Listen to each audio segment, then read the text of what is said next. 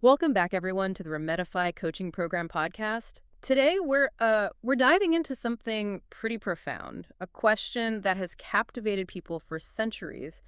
Did the resurrection of Christ really happen? We're looking at a presentation titled The Resurrection of Christ Best Copy. We'll unpack the core arguments and evidence it presents. Our goal is to help you really grasp the central points. Yeah, and I love how the presentation just jumps right in with this provocative question. The resurrection didn't really happen. What are the facts? Sets the stage for a real investigation. Exactly. Whether you're inclined to accept an idea or reject it, the starting point should always be investigating the facts. Totally agree. That spirit of inquiry is what a good deep dive is all about. And from that initial question, the presentation takes us right to the heart of the matter. What is the biblical basis for the resurrection? What really happened? And to answer that, it outlines four key areas: the prophecy of Jesus, the empty tomb, the appearances of Jesus, and the changed lives of the disciples. Okay, let's start with the prophecy of Jesus. The slides don't include specific quotes, but they emphasize that Jesus himself predicted his death and resurrection. That carries a lot of weight, doesn't it? It does. If Jesus truly foretold these events, it adds a layer of significance to how we view the resurrection. It's not just the event itself, but the claim made about it beforehand. Prophecies in a theological sense aren't just about predicting the future, they're often about identity and divine purpose. Yeah, that's fascinating. It's not just about a prediction coming true, but what it might have meant to Jesus and his followers. Okay, the second area, the empty tomb. This feels like a really crucial piece of the puzzle. Absolutely. The presentation highlights that the tomb was in Jerusalem, a very public place. hmm This means that anyone, believers and skeptics alike, could have gone there and seen for themselves if the tomb was empty or not. The public accessibility is a key aspect of the claim. Right, it wasn't some hidden or obscure location, and then the slides point out that the tomb was heavily guarded. Matthew 27.6266 is referenced. Why is this detail important in the narrative? According to Matthew, after Jesus' burial, the chief priests and Pharisees, they went to Pilate, concerned about Jesus' disciples potentially stealing his body and falsely claiming a resurrection. Oh, I see. So they were taking precautions. Right. They asked Pilate to secure the tomb until the third day, which he did, posting a guard and sealing the stone. So we have a public tomb, officially sealed and guarded. This leads to the question the presentation poses next.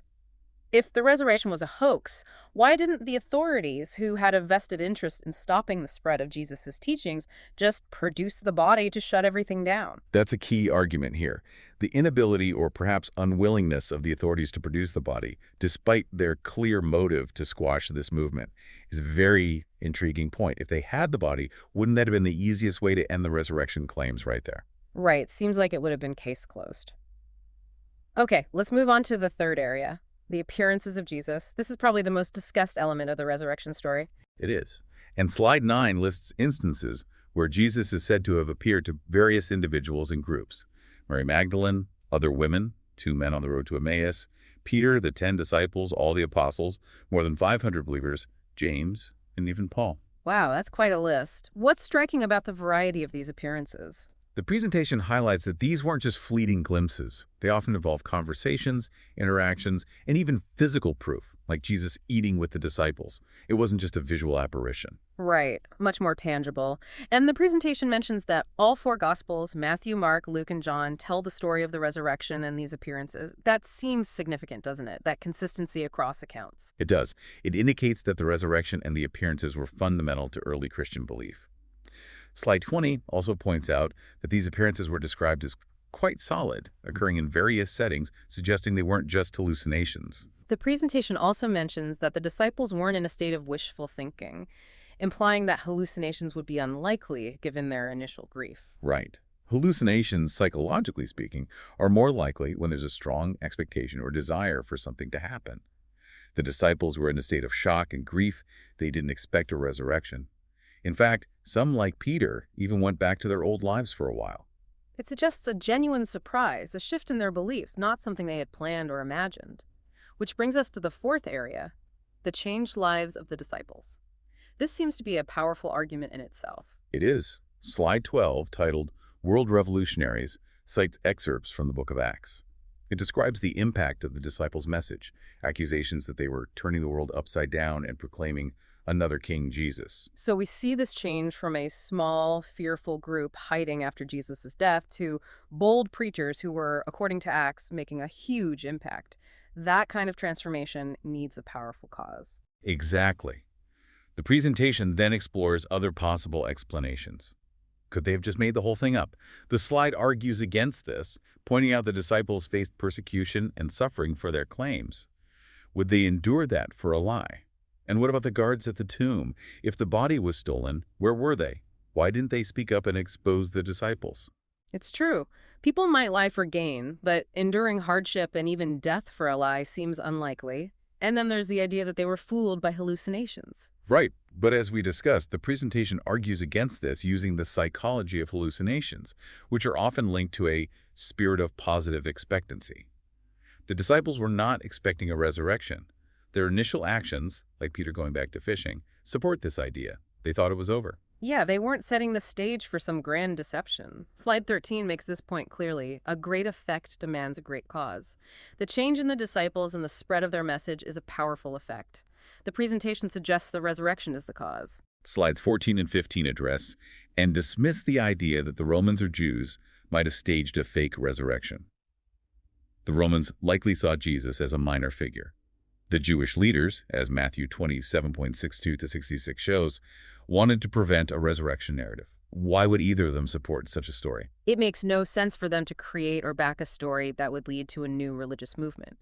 Then slide 17 asks, where was the body? Again, if the authorities had the body, wouldn't they have shown it to stop this whole movement right at the start? Absolutely. The lack of a body, despite the clear motive to produce it, remains a powerful argument. So as we finish this deep dive into the resurrection of Christ, best copy, we see how the presentation lays out its case. Prophecies of Jesus, the empty tomb, the appearances, and the transformation of the disciples. A multifaceted approach. And importantly, it encourages you to engage directly with the primary sources. Slide 21 says read the Bible for yourself and do not depend on other people's opinion. Go to this source and investigate for yourself. Exactly. Explore the evidence and form your own conclusions.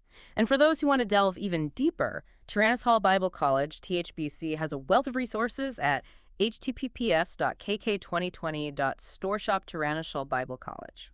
What aspects of this presentation stand out to you most? What questions does it raise for you? This is a topic with a long history of debate, and these slides offer one perspective on the evidence.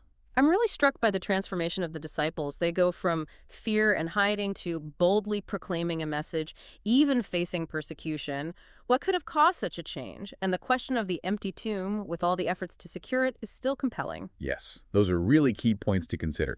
And for more resources to continue exploring this fascinating topic, do visit Tyrannus Hall Bible College at https://kk2020.storeshop/Tyrannus Hall Bible College. There's a lot more information there to help you in your own investigation.